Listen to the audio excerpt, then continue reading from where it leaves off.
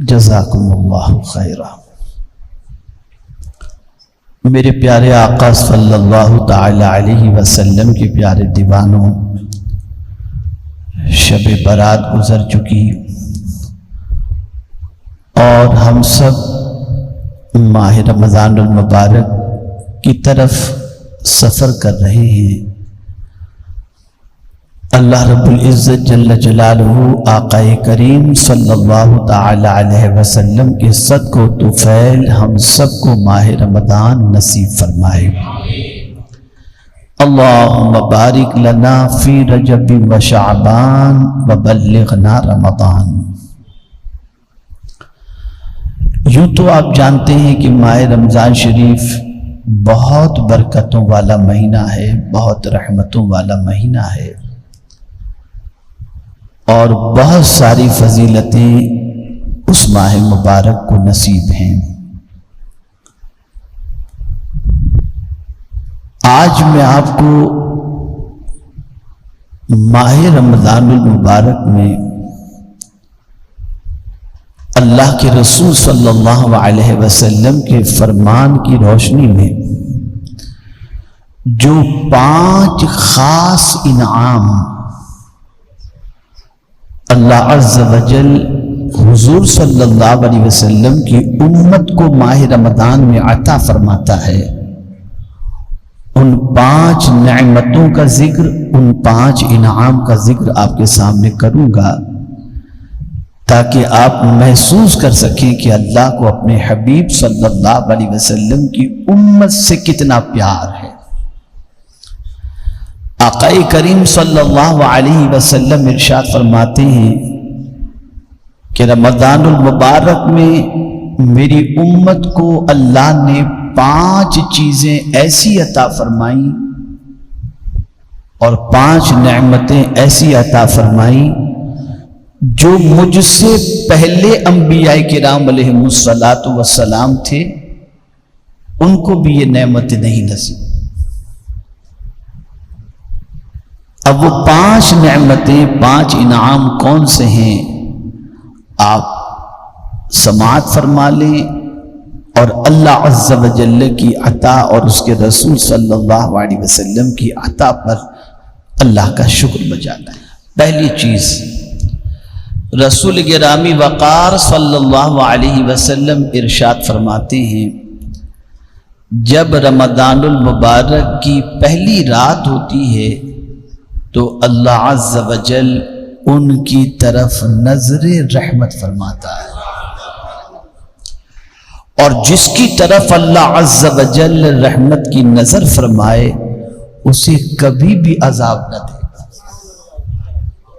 جیسے ہی ماہ رمضان کی پہلی رات آتی ہے اللہ اپنے حبیب صلی اللہ علیہ وسلم کی امت پر نظر رحمت فرماتا ہے، یعنی پیار بھری نظر فرماتا ہے۔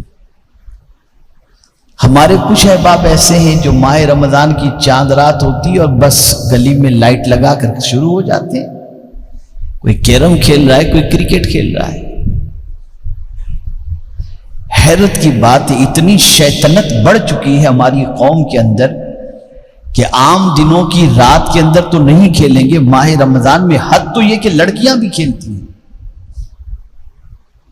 اور حضور صلی اللہ علیہ وسلم یہ فرماتے ہیں کہ جیسے ہی ماہ رمضان کی پہلی رات آتی ہے اللہ عز و جل نظر رحمت فرماتا ہے، اور ایک بار اگر کسی پر اللہ رحمت کی نظر ڈالتے اس پر کبھی عذاب نہیں ہوگا۔ یہ پہلا انعام۔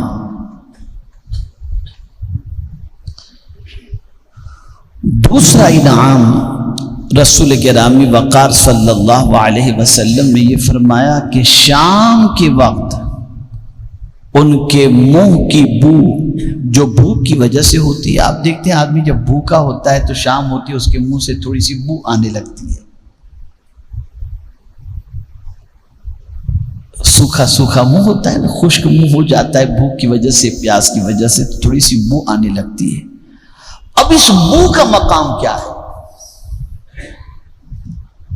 تو آقا کریم صلی اللہ علیہ وسلم فرماتے ہیں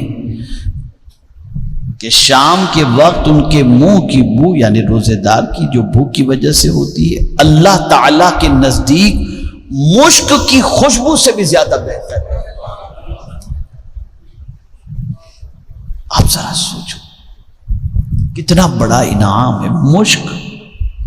آج تو اوریجنل ملنا مشکل ہے، اور صرف ایک قطرہ مشک کا اگر کسی کے کپڑے پر لگا دیا جائے تو پورا علاقہ یعنی پورے علاقے سے پورا گھر مہکنے لگ جائے۔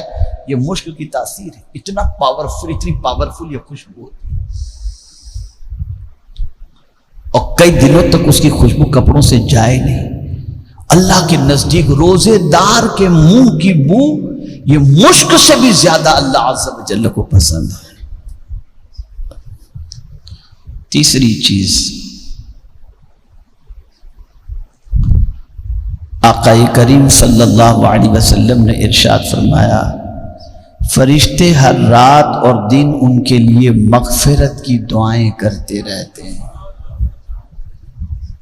مسلمانوں اپنی قسمت پر ناز کرو، گناہ ہم کریں، نافرمانی ہم کریں، اللہ کے ارشاد کے خلاف زندگی ہم گزاریں، لیکن ماہ رمضان المبارک میں روزہ رکھیں اور ماہ رمضان المبارک کا احترام کریں اور ماہ رمضان المبارک پالیں، تو مومنین کے لیے کوئی گنہگار مغفرت کی دعا نہیں کرتا، فرشتے دعا کرتے ہیں جن سے کوئی گناہ کبھی ہوا ہی نہیں، فرشتے معصوم۔ اور کیا دعا کرتے ہیں؟ ہماری مغفرت کی دعا کرتے ہیں، اور یہ بات اچھی طرح ذہن میں محفوظ کر لو، مغفرت سے بڑا سرمایہ اس امت کے لیے کوئی دوسرا نہیں۔ یہ بڑی راتیں، بڑے دن، بڑے مہینے اسی لیے عطا کیے جاتے ہیں تاکہ کسی نہ کسی صورت کے اندر حضور صلی اللہ علیہ وسلم کی امت کی بخشش ہو جائے، مغفرت ہو جائے۔ اور پہلے دن سے حضور صلی اللہ علیہ وسلم کو جس چیز کی سب سے زیادہ اپنی امت کے لیے فکر تھی وہ بخشش ہی کی فکر تھی، وہ مغفرت ہی کی فکر تھی کہ میری امت بخش دی جائے، اس لیے کہ حضور اپنی امت سے بڑا پیار کرتے ہیں۔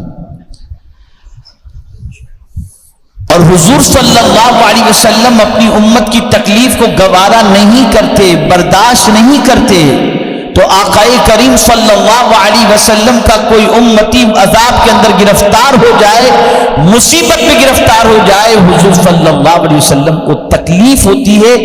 اس لیے حضور صلی اللہ علیہ وسلم کے اس درد کو جان کر اللہ کے معصوم فرشتے حضور کی امت کے لیے مغفرت کی دعا کرتے ہیں۔ کتنا مقدس مہینہ آ رہا ہے، ذرا سوچو، فرشتے مغفرت کی دعا کریں اور بندہ کرکٹ کھیلے رات بھر، بندہ گیم کھیلے، بندہ صبح 5 بجے تک خالی کھاتا ہی رہے، کتنے تعجب کی بات ہے۔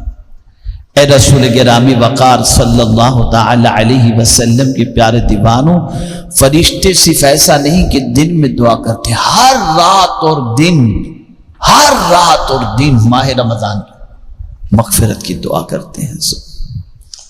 میرے پیارے آقا صلی اللہ تعالی علیہ وسلم کے پیارے دیوانوں، چوتھی چیز، اللہ تعالی جنت کو حکم فرماتا ہے میرے نیک بندوں کے لیے مزین ہو جا، ان قریب وہ دنیا کی مشقت سے میرے گھر اور آرام، میرے گھر اور کرم میں رحمت پائیں گے۔ اللہ اکبر، اللہ اکبر۔ رب قدیر جل جلالہ ماہ رمضان کی چاند رات ہی سے جنت کو حکم فرماتا ہے، اے جنت سنور جاؤ، جنت سجائی جاتی ہے مومن کی، ماہ رمضان میں جنت سجائی جاتی ہے، جنت کو آراستہ کیا جاتا ہے۔ ایک تو جنت کہ نہ کسی آنکھ نے دیکھا ہے اور نہ دنیا کی کوئی چیز اس کے مماثل ہے، اس کے برابر ہے۔ جنت ایسی ہے کہ اس جیسی چیز دنیا کے اندر کوئی ہے ہی نہیں۔ ایسی جنت کے اندر بھی اللہ عز و جل جنت کو حکم دیتا ہے کہ جنت سنور جاؤ، مزین ہو جاؤ، اس لیے کہ میرے محبوب صلی اللہ علیہ وسلم کے امتی، میرے بندے جو دنیا میں مشقت اٹھاتے ہیں، روزے کی مشقت اور تکلیفیں، وہ ان قریب آئیں گے۔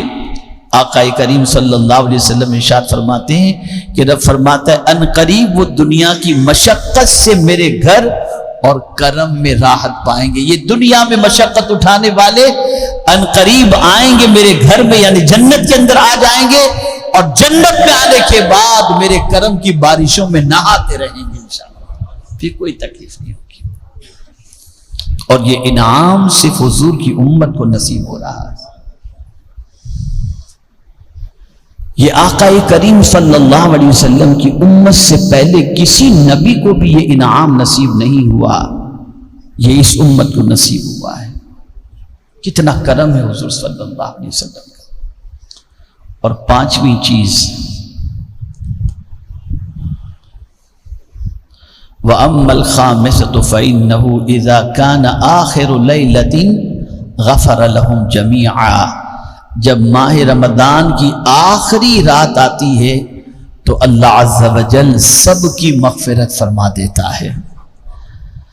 قوم میں سے ایک شخص نے کھڑے ہو کر عرض کی، یا رسول اللہ صلی اللہ علیہ وسلم، کیا یہ لیلۃ القدر ہے؟ ارشاد فرمایا، نہیں۔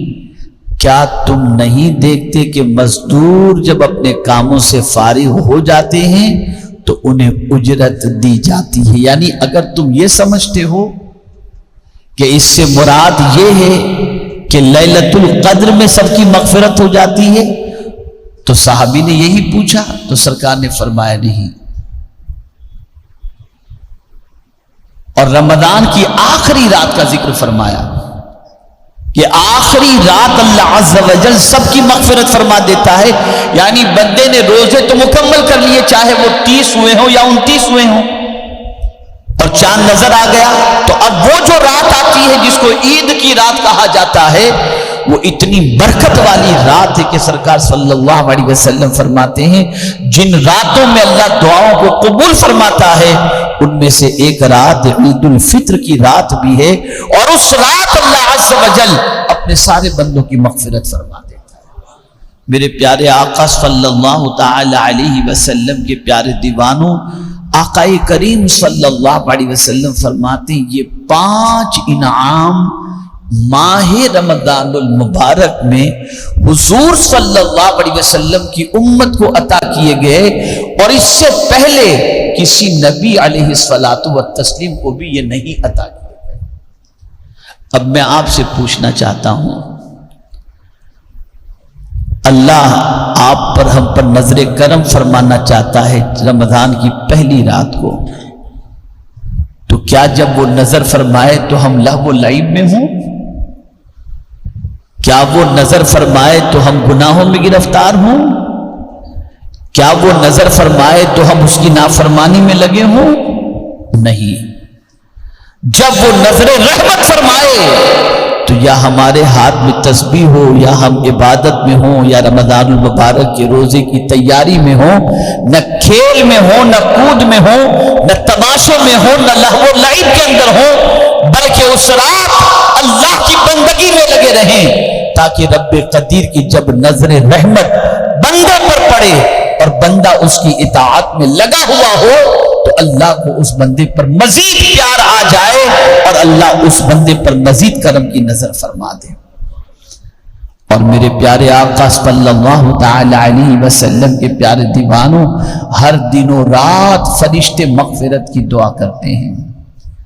فرشتے تو چاہتے ہیں کہ ہماری مغفرت ہو جائے، اور مسلمان اگر ان کی مغفرت کی دعا کی پرواہ کیے بغیر اپنے رات و دن کو لہو و لعب کے اندر گزار دے تو مجھے بتائیے اللہ عز و جل اور اس کے رسول صلی اللہ علیہ وسلم کتنے ناراض ہوں گے۔ تو میرے پیارے آقا صلی اللہ تعالی علیہ وسلم کے پیارے دیوانوں، ماہ رمضان المبارک کا خوب خوب خوب احترام کریں،